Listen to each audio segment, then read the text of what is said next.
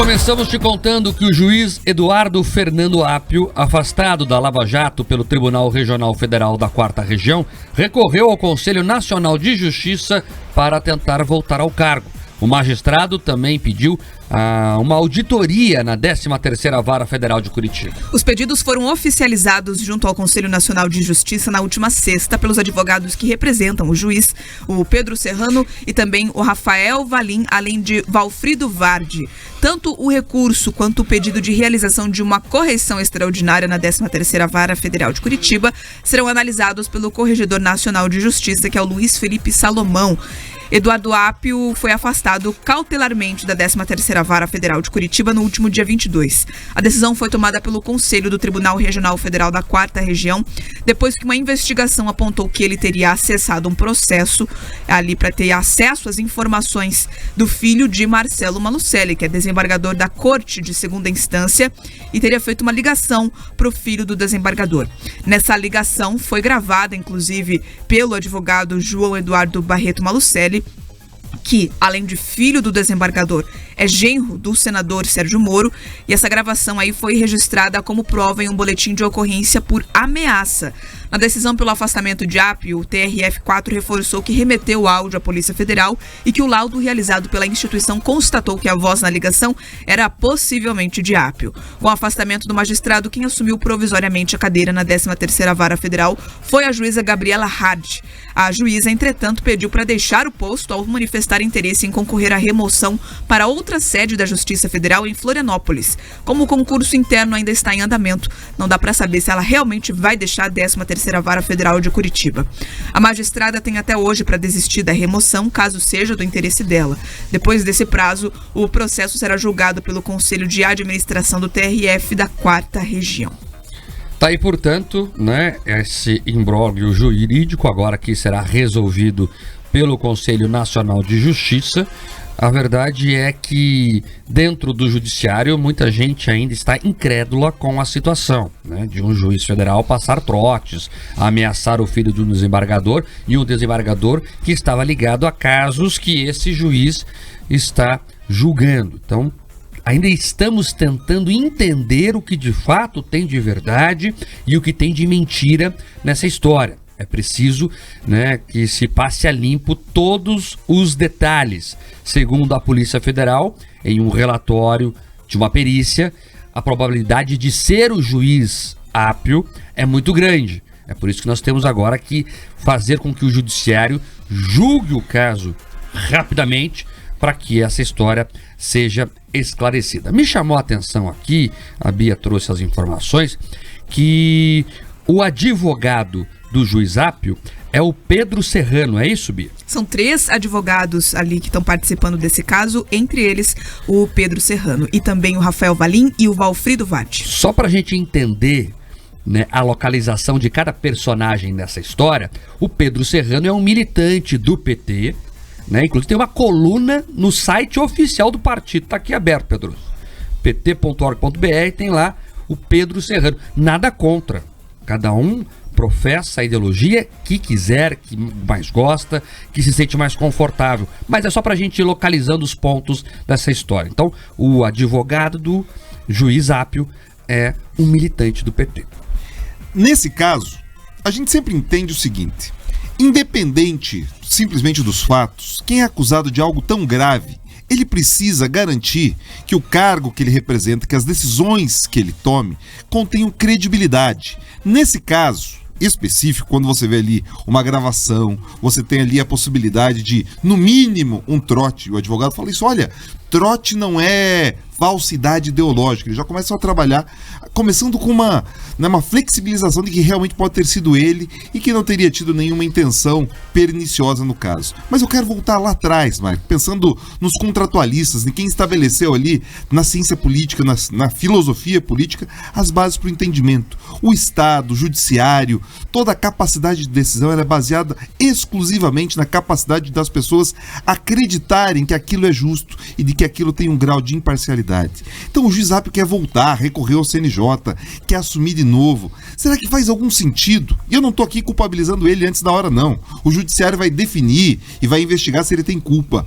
Mas na prática, qualquer decisão que ele tome agora ficará ali com uma sombra. Será que não é o momento, inclusive, dele entender que deixa as coisas serem esclarecidas, em sendo considerado ali inocente sobre as acusações, ele volta. Agora, forçar a barra, tentar voltar nesse momento a qualquer preço, de chamar uma correição judicial, dizendo que precisa investigar ali a 13ª. Engraçado que antes dele ser afastado não precisava.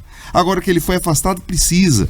Então, assim, é importante que a gente recupere a credibilidade do judiciário. Então, mais do que ali brigar por uma questão pessoal, querer limpar ali talvez o nome, a gente precisa acreditar que toda e qualquer decisão foi ali garantida pelas instituições e que a lei teve o seu império e não as vontades. Porque nesse momento, o que a gente tem acompanhado parece muito mais vaidades prevalecendo do que a letra da lei. Sabe o que muita gente me pergunta agora? Como é que fica a Lava Jato? Gente, a Lava Jato acabou. Na prática, acabou.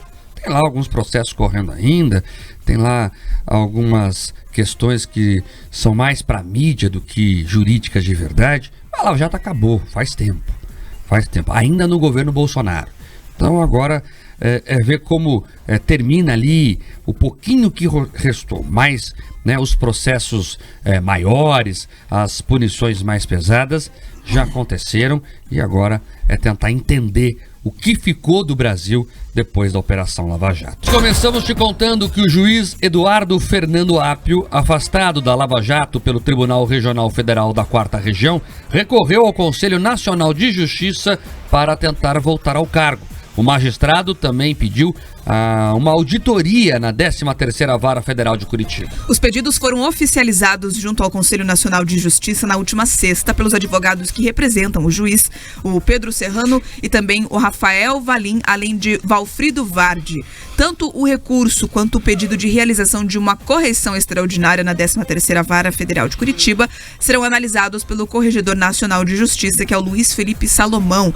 Eduardo Apio foi afastado cautelarmente da 13ª Vara Federal de Curitiba no último dia 22. A decisão foi tomada pelo Conselho do Tribunal Regional Federal da 4ª Região, depois que uma investigação apontou que ele teria acessado um processo ali para ter acesso às informações do filho de Marcelo Malucelli, que é desembargador da Corte de Segunda Instância, e teria feito uma ligação para o filho do desembargador.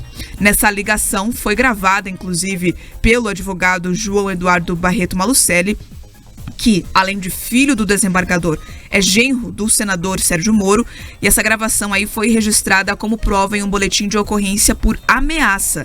Na decisão pelo afastamento de Apio, o TRF4 reforçou que remeteu o áudio à Polícia Federal e que o laudo realizado pela instituição constatou que a voz na ligação era possivelmente de Apio. Com o afastamento do magistrado, quem assumiu provisoriamente a cadeira na 13ª Vara Federal foi a juíza Gabriela Hard. A juíza, entretanto, pediu para deixar o posto ao manifestar interesse em concorrer à remoção para outra sede da Justiça Federal em Florianópolis. Como o concurso interno ainda está em andamento, não dá para saber se ela realmente vai deixar a 13ª Vara Federal de Curitiba. A magistrada tem até hoje para desistir da remoção, caso seja do interesse dela. Depois desse prazo, o processo será julgado pelo Conselho de Administração do TRF da 4ª Região.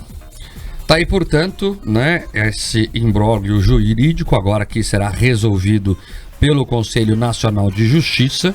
A verdade é que dentro do judiciário muita gente ainda está incrédula com a situação, de um juiz federal passar trotes, ameaçar o filho de um desembargador e um desembargador que estava ligado a casos que esse juiz está julgando. Então, ainda estamos tentando entender o que de fato tem de verdade e o que tem de mentira nessa história. É preciso que se passe a limpo todos os detalhes. Segundo a Polícia Federal, em um relatório de uma perícia, a probabilidade de ser o juiz Apio é muito grande. É por isso que nós temos agora que fazer com que o judiciário julgue o caso rapidamente para que essa história seja esclarecida. Me chamou a atenção aqui, a Bia trouxe as informações, que o advogado do juiz Apio é o Pedro Serrano, é isso, Bia? São 3 advogados ali que estão participando desse caso, entre eles o Pedro Serrano e também o Rafael Valim e o Valfrido Vardi. Só para a gente entender né, a localização de cada personagem nessa história, o Pedro Serrano é um militante do PT, né? Inclusive tem uma coluna no site oficial do partido, tá aqui aberto, Pedro. pt.org.br, tem lá o Pedro Serrano. Nada contra. Cada um professa a ideologia que quiser, que mais gosta, que se sente mais confortável. Mas é só pra gente ir localizando os pontos dessa história. Então, o advogado do juiz Apio é um militante do PT.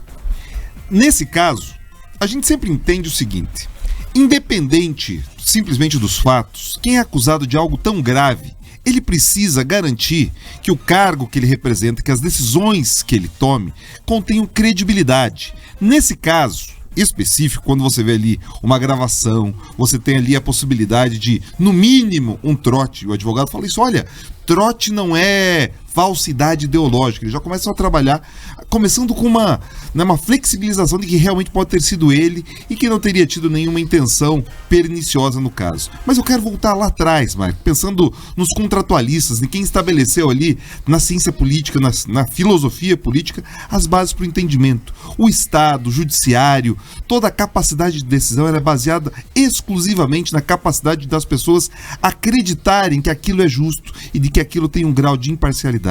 Então o juiz Apio quer voltar, recorrer ao CNJ, quer assumir de novo. Será que faz algum sentido? E eu não estou aqui culpabilizando ele antes da hora, não. O judiciário vai definir e vai investigar se ele tem culpa.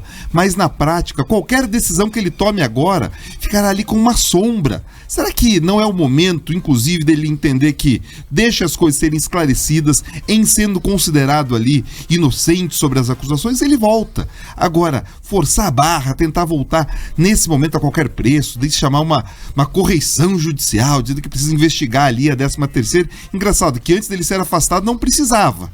Agora que ele foi afastado, precisa. Então, assim, é importante que a gente recupere a credibilidade do judiciário. Então, mais do que ali brigar por uma questão pessoal, querer limpar ali talvez o nome, a gente precisa acreditar que toda e qualquer decisão foi ali garantida pelas instituições e que a lei teve o seu império e não as vontades. Porque nesse momento, o que a gente tem acompanhado parece muito mais vaidades prevalecendo do que a letra da lei. Sabe o que muita gente me pergunta agora? Como é que fica a Lava Jato? Gente, a Lava Jato acabou. Na prática, acabou. Tem lá alguns processos correndo ainda, tem lá algumas questões que são mais para mídia do que jurídicas de verdade. A Lava Jato acabou, faz tempo, ainda no governo Bolsonaro.